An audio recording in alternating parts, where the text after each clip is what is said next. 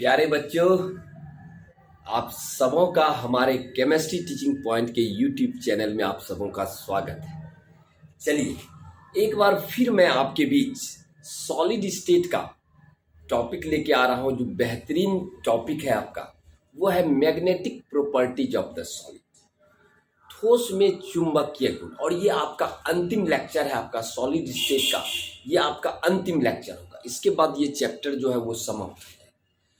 तो आज जो हम आपके बीच वीडियो ला रहे हैं वो वीडियो का टॉपिक ही है मैग्नेटिक प्रॉपर्टीज इन सॉलिड, यानी ठोस में चुंबकीय गुण। सही है।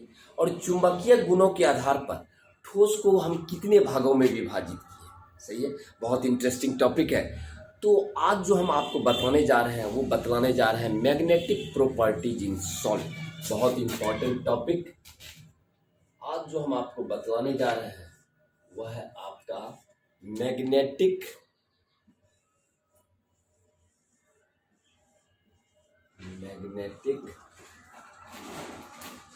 प्रॉपर्टीज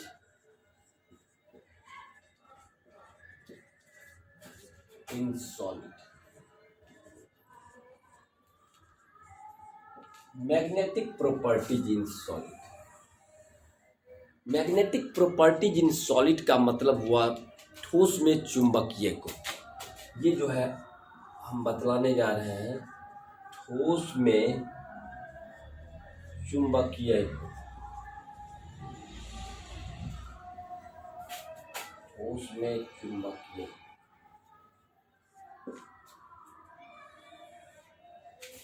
अब जरा सा गौर कीजिएगा, इस टॉपिक को समझने के लिए हम आपको बतलाना चाहेंगे कि आप एक चीज आप गौर किए होंगे, ये आपका सूर्य है, सन है। सन के अराउंड जो भी है आपका पृथ्वी रोटेट करता है, घूमता है। ये आपका अर्थ जो है वो सर्कुलर मोशन में पृथ्वी आपका रोटेट कर रहा है। ठीक है, ये सपोज मान लीजिए कि ये हम मान लिए अर्थ, ये अर्थ है।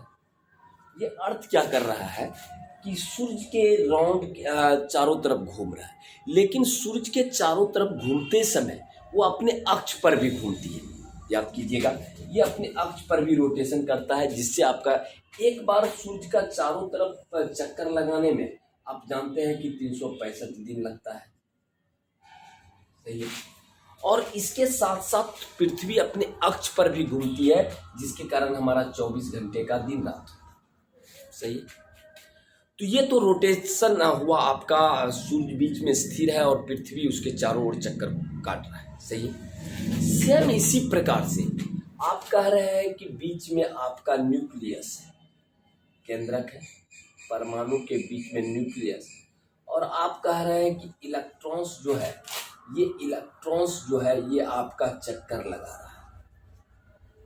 ठीक है, इलेक्ट्रॉन्स चक्कर लगा रहा है, यानी न्यूक्लियस के चारों ओर रिवॉल्व कर रहा है इलेक्ट्रॉन। सही है। एक तो यहाँ पर भी आपका इसी तरह से रोटेशन हो रहा है। एक तो इलेक्ट्रॉन क्या करता है कि केंद्रक के चारों तरफ एक तो ये रोटेशन हो रहा है, दूसरा क्या हो रहा है कि इलेक्ट्रॉन अपने अक्ष पर भी घूम रही है, आइदर इन क्लॉकवाइज और एंटी क्लॉकवाइज डायरेक्शन। या तो आपका क्लॉकवाइज डायरेक्शन में घूम रहा है या एंटी क्लॉकवाइज डायरेक्शन में घूम रहा है। तो होता है क्या कि यहाँ आपका दो मोशन हो रहा है। एक तो हो रहा है कि वह न्यूक्लियस के चारों तरफ सर्कुलर मोशन में घूम रहा है, दूसरा आपका अपने अक्ष पर भी घूम रहा है, आइदर इन क्लॉकवाइज और एंटी क्लॉकवाइज डायरेक्शन। तो इसके कारण क्या होता है, इसमें एक मैग्नेटिक मोमेंट उत्पन्न हो जाता है, चुंबकीय आघूर्ण जिसको हम कहते हैं। ये आपका मैग्नेटिक मोमेंट उत्पन्न हो जाता है, जिसको हम कहते हैं मैग्नेटिक मोमेंट। मैग्नेटिक मोमेंट उत्पन्न। ठीक है, नीचे दिख नहीं रहा आपको। तो इसमें आपका एक चुंबकीय आघूर्ण उत्पन्न हो जाता है, जिसको आप कहते हैं मैग्नेटिक मोमेंट। मैग्नेटिक मोमेंट, चुंबकीय आघूर्ण, मैग्नेटिक मोमेंट उत्पन्न हो जाता है। और या तो मैग्नेटिक मोमेंट का डायरेक्शन या तो ऊपर होगा या डाउनवर्ड होगा, यानी कि चुंबकीय आघूर्ण का डायरेक्शन या तो अपवर्ड डायरेक्शन होगा या ये बैकवर्ड डायरेक्शन। तो इस दो मोशन के कारण इसमें जो चुंबकीय आघूर्ण उत्पन्न हो जाता है। तो इसी चुंबकीय गुणों के आधार पर हम ठोस को 5 भागों में विभाजित किया, यानी on the basis of magnetic property solid can be classified into 5 parts. 5 भागों में विभाजित किया गया। तो चुंबकीय गुणों के आधार पर हम इस ठोस को 5 भागों में विभाजित किए। सही है। कौन कौन वो 5 भाग है उसके बारे में हम ये करते हैं। ठीक है।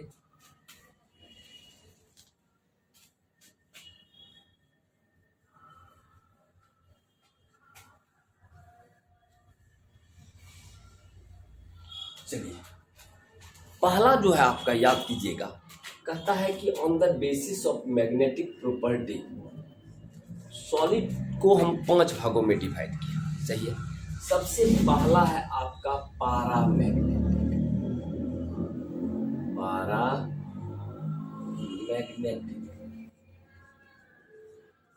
सही है। और पारामैग्नेटिक का हिंदी हुआ अनुचुंबक।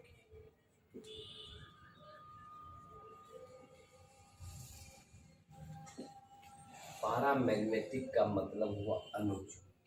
सही है। अब कहिएगा कि पारामैग्नेटिक का मतलब क्या हुआ सर? हम आपको बतलाया अभी कि on the basis of magnetic property चुंबकीय गुणों के आधार पर ठोस को हम 5 भागों में विभाजित किए हैं। Means on the basis of magnetic property solid can be classified into 5 parts. पहला आपका है पारामैग्नेटिक। तो अनुचुंबकीय का मतलब हुआ कि those solid substance which are weakly attracted in magnetic field,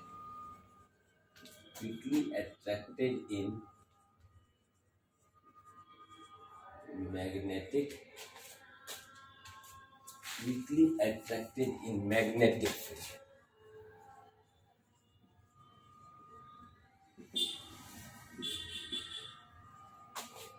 मेरे कहने का मतलब ये हुआ कि वे ठोस पदार्थ जो चुंबकीय क्षेत्र में दुर्बल रूप से आकर्षित होता है, वीकली एट्रैक्टेड, यानी यहां आप लिख सकते हैं दुर्बल रूप से आकर्षित, दुर्बल रूप से आकर्षित। तो कहने का मतलब ये हुआ कि वे ठोस पदार्थ those solid substance which are weakly attracted in magnetic field is known as paramagnetic।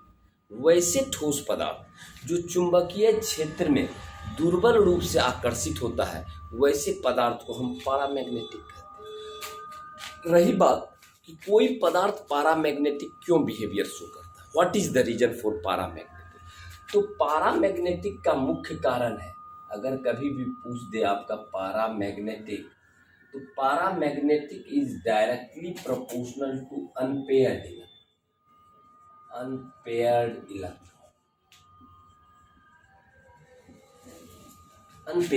Unpaired का मतलब हुआ अयुग्मित इलेक्ट्रॉन, यानी कि पारामैग्नेटिक का मुख्य कारण है आपका अनपेयर्ड इलेक्ट्रॉन। यानी कि अगर हम कहें कि पारामैग्नेटिक कैरेक्टर है, तो पारामैग्नेटिक जो है, paramagnetic that is directly proportional to unpaired electron। Unpaired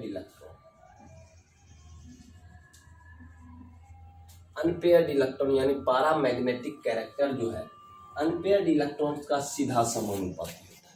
मतलब क्या? मतलब ये हुआ कि जिसमें जितना ज़्यादा अनपेयर्ड इलेक्ट्रॉन होगा और युग्मित इलेक्ट्रॉन होगा, उसमें पारामैग्नेटिक कैरेक्टर उतना ही अधिक होगा। तो कहने का मतलब सपोज मान लीजिए कि जैसे हम डी ब्लॉक का तत्व कहें, डी ब्लॉक में डी ऑर्बिटल में 5 ऑर्बिटल होता है, 1 2 3 4 5, और एक ऑर्बिटल में हम 2 इलेक्ट्रॉन रखते हैं, एक क्लॉकवाइज और एक एंटी क्लॉकवाइज डायरेक्शन। तो यहाँ आपका अनपेयर्ड का मतलब हुआ कि बेजोड़ा है, जोड़ा नहीं होना चाहिए। तो कहने का मतलब जैसे एग्जाम्पल में जैसे हो गया आपका क्रोमियम +3, कॉपर +2 या आयरन +3। तो कहने का मतलब ये हुआ कि इस तरह से एग्जाम्पल में आप जितना भी सारा चीज़ है एग्जाम्पल आप दिखा सकते हैं। जैसे एग्जाम्पल में हुआ कॉपर +3, क्रोमियम +2 या Fe +3। तो मतलब कहने का मतलब हो अयुग्मित अयुग्मित का मतलब हुआ जिसमें आपका बेजोड़ा हो, जिसका जोड़ा नहीं। तो जिसमें जितना unpaired electron, because unpaired electron जितना ज़्यादा होगा उसमें पैरामैग्नेटिक कैरेक्टर उतना ही अधिक होगा। इसलिए हम लिखे हैं कि paramagnetic character is directly proportional to unpaired electron. जिसमें जितना अनपेयर्ड इलेक्ट्रॉन होगा उसमें पैरामैग्नेटिक कैरेक्टर उतना ही अधिक होगा। Clear concept? आगे बढ़ें। चलिए,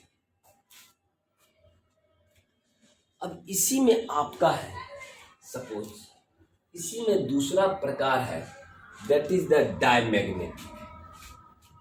ये हो गया।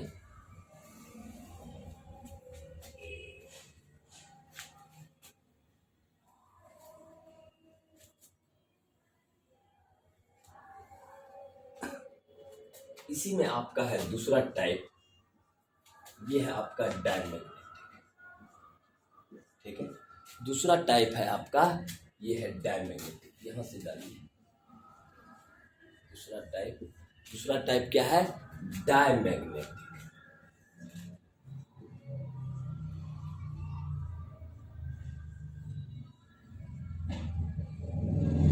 इसको हम कहते हैं प्रतिचुंबक।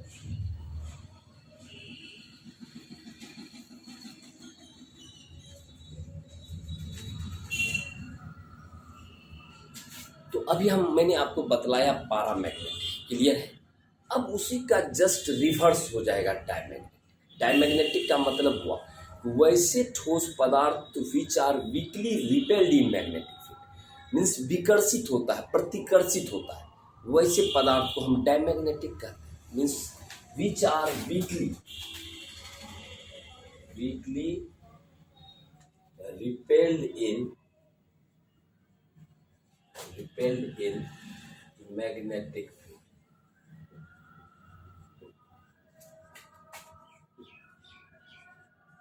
यानी जो चुंबकीय क्षेत्र में दुर्बल रूप से प्रतिकर्षित होता है, यानी कि ये आप लिख सकते हैं दुर्बल रूप से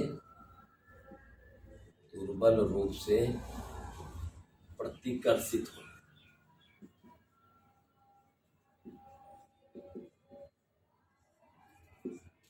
जो दुर्बल रूप से प्रतिकर्षित होता है, सही है। अब वहां आप लिखे थे कि paramagnetic is due to presence of unpaired electron, तो यहाँ जस्ट इसका रिवर्स हो जाएगा, this is due to presence of paired electron. यहाँ आपका इसका रीजन है due to presence of paired electron. इसका मुख्य कारण ये आपका पेयर्ड इलेक्ट्रॉन, पेयर्ड मतलब जोड़।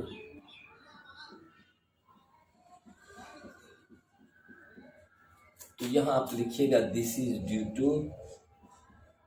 टू प्रेजेंस ऑफ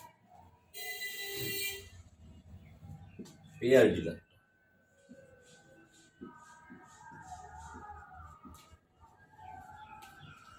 यानी युग्मित इलेक्ट्रॉन्स के कारण, ये जो होगा आपका युग्मित इलेक्ट्रॉन्स के कारण, युग्मित इलेक्ट्रॉन्स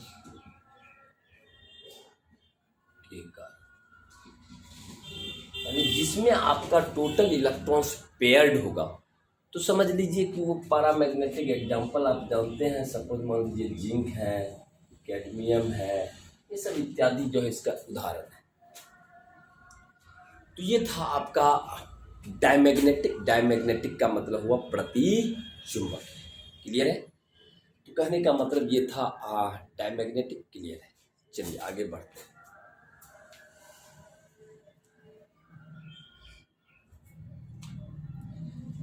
चलिए तीसरा टाइप है, क्योंकि हम आपको बतलाए हैं कि मैग्नेटिक प्रॉपर्टीज के आधार पर इसे 5 भागों में विभाजित किया गया है।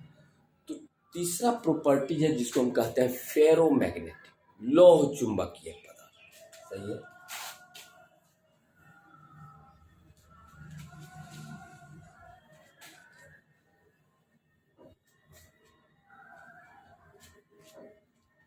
चलिए तीसरा है आपका लौह चुंबकीय,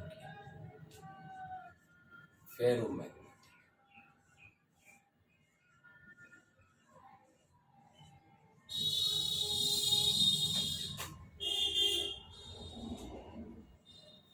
फेरोमैग्नेटिक जिसको हम कहते हैं क्या चीज? लौह चुंबक।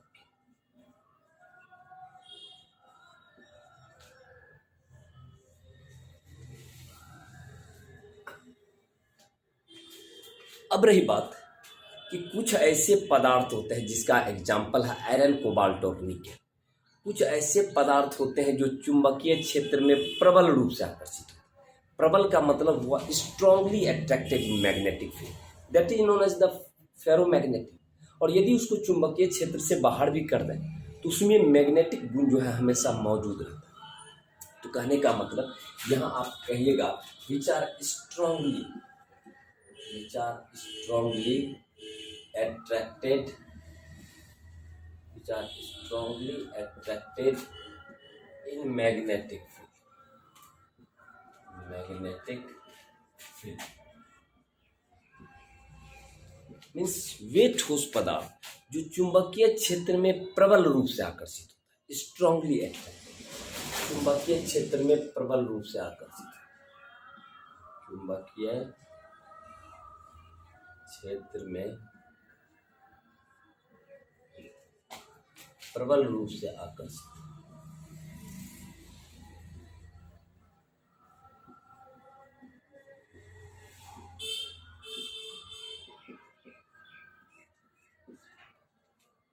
चुंबकीय क्षेत्र में प्रबल रूप से आकर्षित। तो कहने का मतलब वैसे ठोस पदार्थ जो चुंबकीय क्षेत्र में प्रबल रूप से आकर्षित होता है, वैसे पदार्थ को हम लौह चुंबकीय पदार्थ कहते हैं। और इसमें क्या होगा कि उसका मैग्नेटिक मोमेंट का जो डायरेक्शन है वो सब एक जैसा होगा। हम आपको बतलाए कि चुंबकीय आघूर्ण का डायरेक्शन या तो अपवार्ड होगा या बैक डाउनवार्ड होगा। तो यहाँ आपका क्या होगा, यहाँ अगर देखा जाए तो direction of magnetic moment in magnetic field,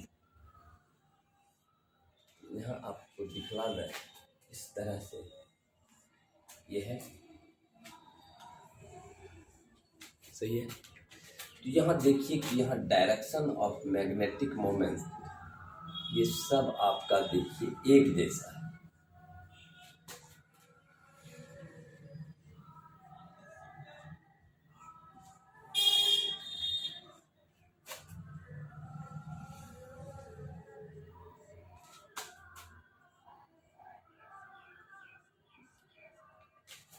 तो ये है आपका direction of magnetic moment in magnetic field, direction of magnetic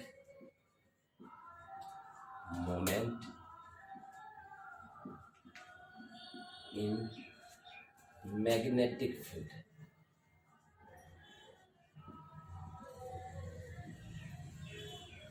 चुंबकीय क्षेत्र में चुंबकीय आघूर्ण का संदेह, आयरन, कोबाल्ट, निकेल। तो कहने का मतलब हुआ कि वे ठोस पदार्थ which are strongly attracted in magnetic field, जो चुंबकीय क्षेत्र में प्रबल रूप से आकर्षित होता है, वैसे ठोस पदार्थ को हम फेरोमैग्नेटिक कहते हैं। और इसमें आपका मैग्नेटिक मोमेंट का डायरेक्शन जो है सब या तो अपवार्ड होगा, क्योंकि स्ट्रांगली अट्रैक्टेड हो रहा है, या तो सब अपवार्ड होगा या सब डाउन। क्लियर? चलिए आगे बढ़ते हैं।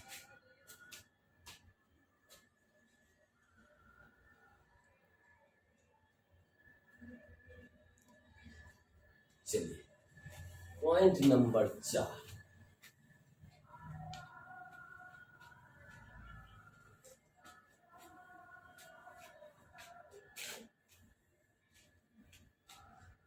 चलिए चौथा नंबर,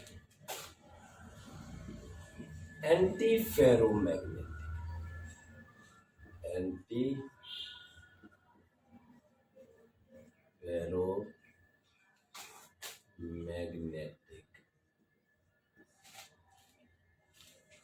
जिसको हम कहते हैं प्रति लौह चुंबक।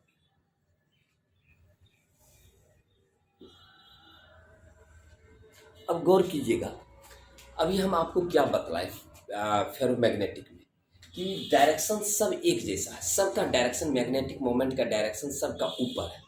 लेकिन एंटी फेरोमैग्नेटिक में क्या होगा कि यदि आपका चुंबकीय आघूर्ण का direction parallel and antiparallel direction, parallel and anti parallel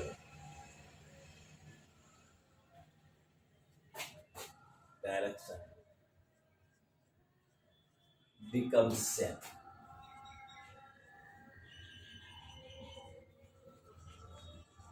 यानी समानांतर तथा प्रति समानांतर रूप से यदि उसका मैग्नेटिक मोमेंट का डायरेक्शन जो यदि समान है, जैसे एक ऊपर है एक नीचे हो गया, एक ऊपर है एक नीचे हो गया, एक ऊपर है तो एक नीचे हो गया, तो यदि चुंबकीय आघूर्ण का डायरेक्शन पैरेलल और एंटी पैरेलल, ये आपका पैरेलल का मतलब हुआ समानांतर तथा प्रति समानांतर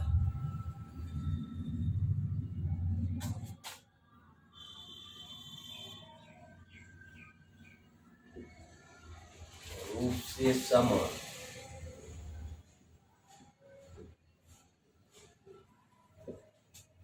तो अगर आपका if the direction of magnetic moment in parallel और एंटी पैरेलल डायरेक्शन, समानांतर तथा प्रति समानांतर रूप से यदि समान होता है तो उसे हम कहेंगे आपका एंटी फेरोमैग्नेटिक। एक ऊपर है एक नीचे। अभी आप फेरोमैग्नेटिक में क्या देखिए सबका डायरेक्शन ऊपर था, लेकिन अब हम क्या बतला रहे हैं, एक ऊपर है एक नीचे है, एक ऊपर है एक नीचे है, एक ऊपर है एक नीचे, कहीं दिक्कत वाली बात नहीं।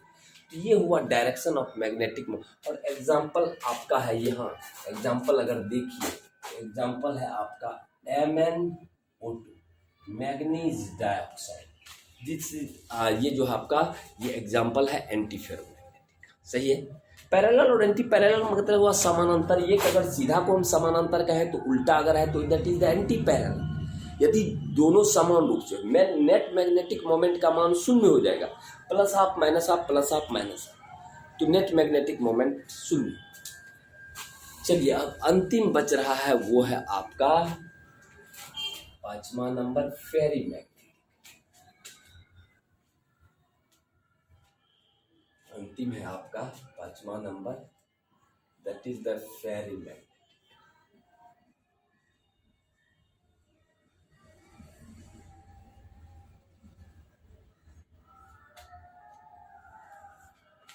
फेरी चुंबक।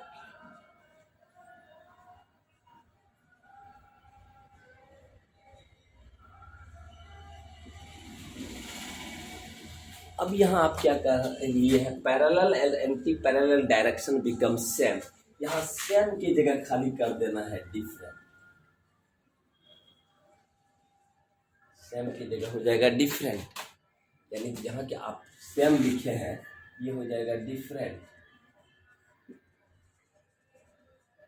डिफरेंट यानी कहने का मतलब समानांतर रूप से समान नहीं हो बल्कि असमान। अब होगा क्या, दो ऊपर है तो एक नीचे होगा, फिर दो ऊपर है तो एक नीचे होगा। यानी आप क्या देख रहे हैं, समानांतर तथा प्रति समानांतर रूप से समान नहीं होगा।